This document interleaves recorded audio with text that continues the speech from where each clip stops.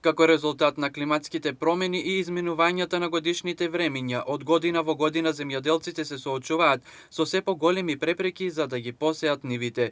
Во моментот актуелна е ситуацијата со есенската сеидба, која представува голем проблем поради долгиот сушен период, неколку месеци нема капка дожд наврнато.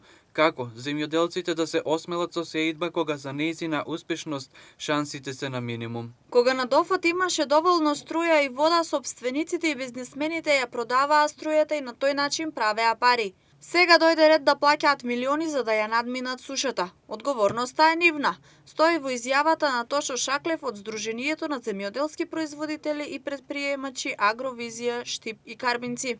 За квалитетна сеидба покрај врнежите многу битен фактор е и следењето на оптималните рокови, добрата обработка и ѓубрето кое е доста значајна алка за тоа дали земјоделците на крајот од есенскиот процес на сеење ќе ожнеат профит или пак колку да си ги покријат само расходите со минимален доход во семејниот буџет.